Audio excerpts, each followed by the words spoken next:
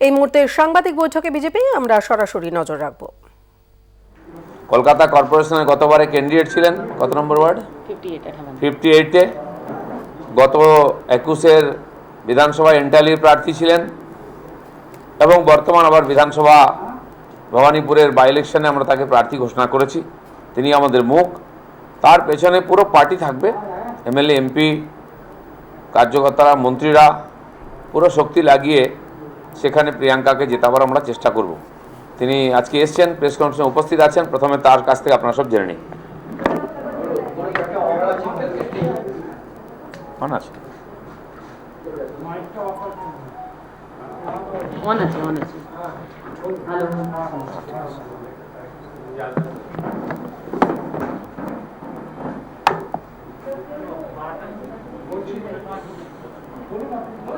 সবথেকে প্রথমে আমি আমার পার্টির কাছে খুব আভারী যে ওনারা এটা ভেবেছেন যে আমার এই যোগ্যতা আছে যে আমি পার্টিকে রিপ্রেজেন্ট করি এই ইলেকশনে। তো তার জন্য আমি যত আমাদের সিনিয়র আছে সবাইকে দুটো হাত জুড়ে প্রণাম করি। আর এই লড়াইতে লড়ার জন্য আমি রেডি আছি, আর তার সঙ্গে পুরো পার্টি সাপোর্টে দাঁড়িয়ে আছে। এটা আমাদের জন্য শুধু একটা এমএলএ সিট জেতার লড়াই না, এটা আমাদের জন্য লড়াইটা আছে পশ্চিমবঙ্গতে ডেমোক্রেসিকে বাঁচাবার লড়াই, যেখানে রুল অফ ল থাকতে পারে তার জন্য এই লড়াই। এই যে আমরা দেখেছি 4 মাসে এখানে যে ধরনের ভ্যান্ডালিজম হয়েছে, বাঙালিকে খুন করা হয়েছে, মহিলাদের ধর্ষণ করা হয়েছে, মাদের কোল খালি করা দেওয়া হয়েছে, ছেলেদেরকে বাড়ি ছাড়া করা হয়েছে, তো এই যতগুলো ভায়োলেন্স এখানে হয়েছে তার বিরুদ্ধে আমাদের এই লড়াই।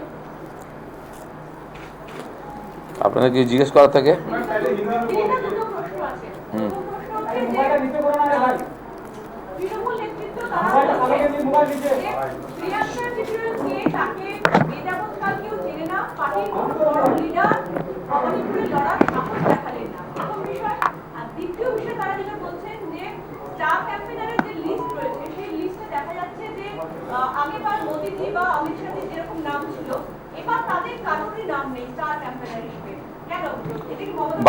বাই ইলেকশনে আমাদের এই ধরনের নেতারা কেউ আসেন না। হ্যাঁ, 2-1 মন্ত্রীকে আমরা অনুরোধ করেছি, তারা আসবেন। প্রিয়াঙ্কা টিবরিওয়াল কে, স্বাভাবিক আছে প্রশ্ন। একটু আগে আমি শুনছিলাম ববি হাকিম বলে সে কি কোনোদিন ইলেকশন লড়েছে কাউন্সিল ইলেকশন লড়েছে, কলকাতায় বিধানসভাও লড়েছে। হ্যাঁ, জেতেনি। মমতা ব্যানার্জিও গতবারে জেতেননি, তো হারার বিরুদ্ধে হারা প্রার্থী আমরা দিয়েছি। 1984 সালের কথা মনে করুন, মমতা ব্যানার্জি এবার ইলেকশন লড়লেন, তাকে কে জানতো? তিনি সোমনাথ বাবুকে হারিয়েছিলেন। এটা অবশ্য খুব পুরনো ইতিহাস নয়। আর তারপরে আজকের মমতা ব্যানার্জি সেদিন থেকে শুরু হয়েছিল, আজকে মমতা ব্যানার্জি হয়েছে। কেন প্রিয়াঙ্কা টিবরিয়ালও আজকে আমাদের পার্টির একজন লড়াকু নেত্রী, তাকে পার্টির মুখ আমরা লড়ছি, পার্টি হিসাবে লড়ছি। লড়াইটা তো মাঠেই হবে। আর মমতা ব্যানার্জিকে ভারতীয় জনতা পার্টি 4 মাস আগে হারিয়েছে। দ্বিতীয়বার তিনি এখানে এসেছেন। আজকে যে কনস্টিটিউশন ক্রাইসিসের কথা বলা হচ্ছে তার দায়ী তিনি, উপনির্বাচনের জন্য তিনি দায়ী, সংবিধানের যদি সংকট হয় সেটা তার জন্য উনিই দায়ী। আর ভবানীপুরের মানুষকে উনি ছেড়ে দিয়ে চলে গেছিলেন, হয়তো বিশ্বাস ছিল না বা ভয় পেয়েছিলেন হারিয়ে দেবে, আবার সেখানেই ফিরে আসতে হয়েছে। সেখানে ভবানীপুরের মানুষ এটা চিন্তাভাবনা করে ভোট দেবেন। ভারতীয় জনতা পার্টি সমস্ত লড়াইকে সমান গুরুত্ব দিয়ে লড়ে। আর সেখানে আমাদের পার্টির কোনো না কোনো নেতা নেত্রী বা সাধারণ কর্মী আমাদের মুখ হন, পুরো পার্টি তার পিছনে থাকে। এখানেও স্টার ক্যাম্পেনারদের লিস্ট আপনারা দেখেছেন। আর এই নির্বাচনকে আমরা কতটা গুরুত্ব দিচ্ছি সেটা আমাদের বরিষ্ঠ নেতাদের মধ্যে, এমপিদের মধ্যে অর্জুন সিং থেকে আরম্ভ করে সঞ্জয় সিং, আমাদের জ্যোতির্ময় মাহাতো এবং আরও নেতারা, এবং এক একটি ওয়ার্ডে এক একজন এমএলএকে আমরা লাগিয়েছি। এবং এর যে ওজন কতটা, এই লড়াই বিজেপি যে লড়াই দিচ্ছে টক্করভাবে, এবং টিএমসি এটা বুঝতে পেরেছে, তাই আমরা নাম ঘোষণা করার আগেই তাদের সমস্ত মন্ত্রিসভাকে লাগিয়ে দিয়েছেন ওনারা নিয়ে ভবানীপুরেতে। এর থেকে বোঝা যাচ্ছে লড়াইটা কত কঠিন আছে তাদের পক্ষে। যারা আজকেও দেখছেন অনেক সাপোর্টার বলছেন আমরা জিতেই গেছি। নন্দীগ্রামে মমতা ব্যানার্জি এই কথাই বলেছিলেন, আমরা জিতেই গেছি। পরিণাম কিন্তু উল্টো হয়েছে। কেউ বলেছে 30,000 ভোটে জিতবে, কেউ 40,000 ভোটে জিতবে। নন্দীগ্রাম কিন্তু উল্টো খেল দেখিয়েছে।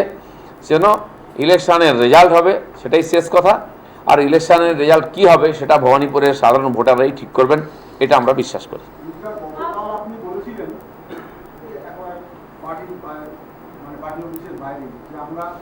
সময় নিচ্ছি এই কারণেই যে উল্টো দিকে প্রার্থী হচ্ছে মমতা বন্দ্যোপাধ্যায়, ফলে খুব স্বাভাবিকভাবেই আমার পার্টিকে আরো চিন্তা ভাবনা করতে হয়েছে, তার জায়গায় যোগ্য প্রার্থী দেওয়া যায়।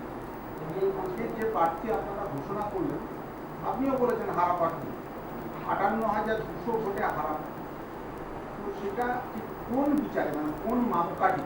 যে সদ্য সমাপ্ত যে নির্বাচন হলো সেখানে যে প্রার্থী ছিলেন তিনি 28,000-এর কিছু বেশি ভোটে হেরেছিলেন। উনি এবারেও আগ্রহী ছিলেন, আপনিও জানেন, বৈঠকে একাধিকবার এসেছেন, বলেও ছিলেন। তো এই বিচারের মাপকাঠিটা ঠিক কি? না, বিচার তো যেটা ফাইনাল সেটা তো কেন্দ্রীয় বোর্ড করেছে। আমরা আমাদের কয়েকজন নেতা নেত্রীর নাম পাঠিয়েছিলাম, যেখানে গতবারের প্রার্থীও ছিলেন। যেহেতু একজন মহিলা লড়ছেন ওখানে, পুরনো তিনি ওখানকার প্রার্থী, তা আমরাও চাইছিলাম একজন মহিলা নেত্রী তার সামনে থাকুন, যাতে সোজাসুজি লড়াইটা হয়। একজন মহিলার বিরুদ্ধে লড়াই করতে গিয়ে যখন আমরা আলোচনা সমালোচনা আক্রমণ করি, তখন আমাদেরকে অনেক চিন্তাভাবনা করে কথা বলতে হয়। সেটা আমরা দেখেছি অনেক জায়গায়, গত ইলেকশনেও দেখেছি। যখন মুখ্যমন্ত্রী হেরে যান তখন মহিলা হয়ে যান উনি, এবারেও তিনি মহিলা হয়ে যেতে পারেন যে কোনো সময়। এখন পর্যন্ত মমতা ব্যানার্জি আছেন, মুখ্যমন্ত্রী আছেন, কিন্তু যখন দেখবেন পরিস্থিতি প্রতিকূল হয়ে যাচ্ছে, আমি একজন মহিলা, আমাকে আক্রমণ করা হচ্ছে, এই ধরনের সেফগার্ড যাতে না নিতে পারেন, সেটা একজন মহিলাকে তার সামনে আমরা দাঁড়িয়েছি, যাতে সোজাসুজি আমরা তাকে আক্রমণ করতে পারি। বাকি গতবারের প্রার্থীও আছেন, তার নামও লিস্টে ছিল। এই সমস্ত কারণে এবং গত 4-5 ধরে পোস্ট পোল ভায়োলেন্স যেভাবে আমরা লড়াই করেছি, এবং আজকে হাইকোর্ট যে জাজমেন্ট দিয়েছেন এবং প্রায় 12,000-এর বেশি হিংসাত্মক ঘটনার বিবরণ যে আমরা তার কাছে পৌঁছে দিতে পেরেছি, মানবাধিকার কমিশন থেকে একাধিক কমিশন এসেছেন। এই যে লড়াই, এই লড়াইতে প্রিয়াঙ্কা টিবরিওয়ালের একটা বড় যোগদান ছিল, এবং এই লড়াইটা কোর্টে উনিই প্রথম নিয়ে যান। এন্টালিতে প্রায় 250 ঘটনা এরকম ঘটেছিল যে আমাদের কর্মীদের উপর আক্রমণ হয়েছিল, সেই তথ্য উনি নিয়ে যান কোর্টে। তখন কোর্ট বিচার করে দেখেন যে একটি বিধানসভায় যদি 250 হিংসাত্মক ঘটনা হয়, তাহলে সারা পশ্চিমবাংলায় কত ঘটনা হয়েছে। তারা বলেন যে খালি এন্টালি নয়, আপনি সারা পশ্চিমবাংলার মানুষের এই যে অভিযোগের যা যা জমা হয়েছে সেটা আপনি কোর্টে নিয়ে আসুন।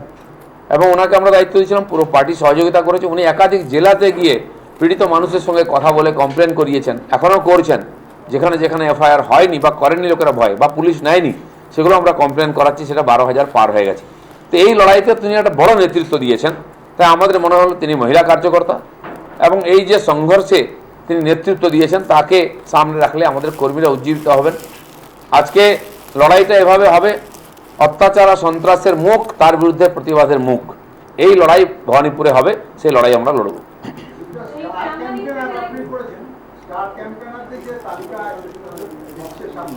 সেখানে দেখা যাচ্ছে যে শাহনাজ হোসেনকে একটি বিশেষ কতগুলো ওয়ার্ডের জন্য, হরদীপ সিং পুরীকে কতগুলো নির্দিষ্ট কতগুলো জায়গার জন্য, এটার মধ্যে এটা কে বলেছে আমি জানি না।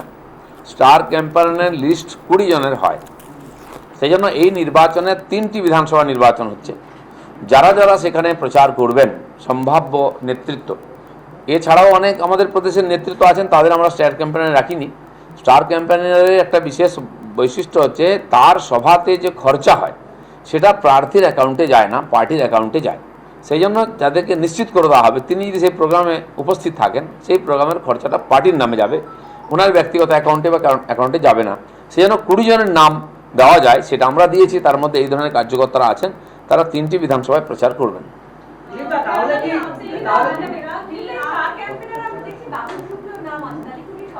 উনি কি স্টার নন? আপনাদের কি মনে হয়? তিনি তো সুপারস্টার। উনি সক্রিয় রাজনীতিতেই আছেন।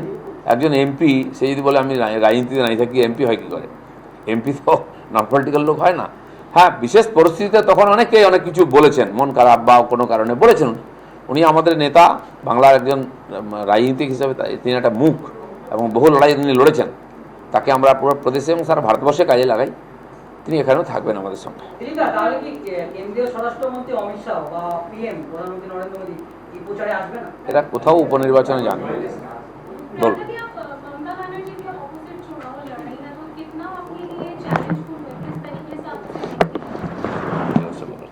देखिए, मैं ये लड़ाई जो है वो किसी एक व्यक्ति के अगेंस्ट में नहीं लड़ रही हूँ। मेरी लड़ाई जो है वो अन्याय के विरोध में है, ताकि पश्चिम बंगाल के लोगों को न्याय मिल सके। और ये लड़ाई का सबूत मैंने पिछले 4 महीनों में आप सबके सामने रखा है। तो अत्याचारिता के खिलाफ ये मेरी लड़ाई है। ये लड़ाई उन लोगों के लिए है, पश्चिम बंगाल के लोगों को बचाने की लड़ाई है। और ये उस एक विशेष व्यक्ति के अगेंस्ट में ज़रूर है जो चुप रही, जिनके इशारों पर अत्याचार हुए और जो खामोश रही, उन्होंने आवाज़ नहीं उठाई, मगर ये भूल गई कि वो जनता जिन पे ये अत्याचार हो रहे हैं वो भी पश्चिम बंगाल की जनता है और वो मुख्यमंत्री किसी एक पार्टी की नहीं, पूरे पश्चिम बंगाल की थी। तो ये इनका दायित्व था कि वो मेक श्योर करे कि कोई वायलेंस ना हो, मगर उसको उन्होंने और बढ़ावा दिया। तो मेरी लड़ाई जो है उस अन्याय के खिलाफ है। मेरा मुद्दा ये रहेगा कि डेमोक्रेसी में लोगों को बचाना ज़रूरी है। डेमोक्रेसी का मतलब ही है for the people, of the people, by the people.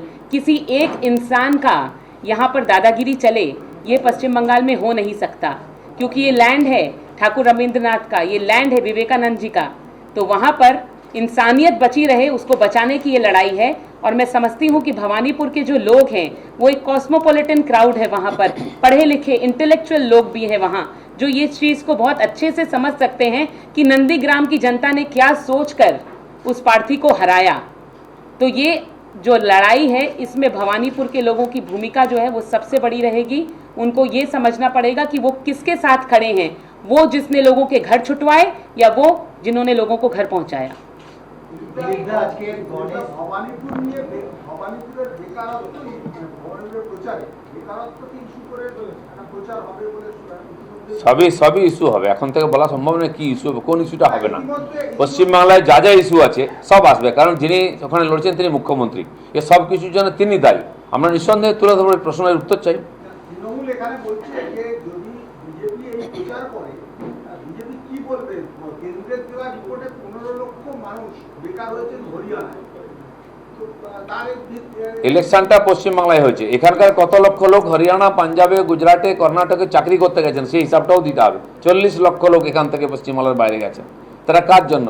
Mamata Banerjee বলছেন আমি বেকার সমস্যা সমাধান হয়েছে 40%, আর 60% লোক তো এখান থেকে বাংলার বাইরে চাকরি করছে। পশ্চিমবাংলায় কোথায় বেকার সমস্যা সমাধান হলো?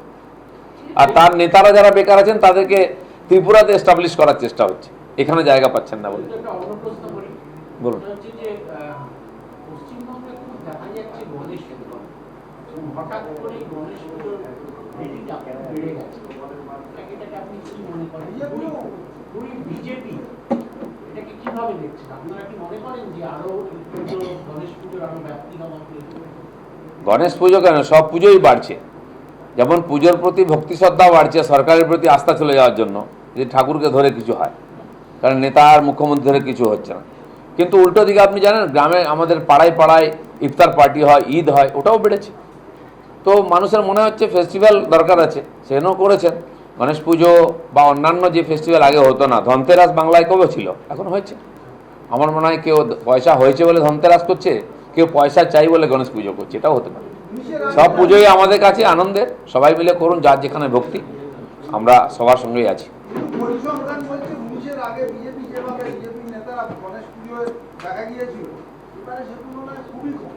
কোনো পুজোই করছি না আমরা, যেহেতু যেগুলো নেহাত না করলে না সেগুলো নমনম করে পুজো হচ্ছে, পরিস্থিতির কারণে সবাই জানি। দুর্গা পুজোও তো কমে গেছে, সেটা আমরা পুজো নয়, এখন মানুষের জীবন নিয়ে চিন্তিত।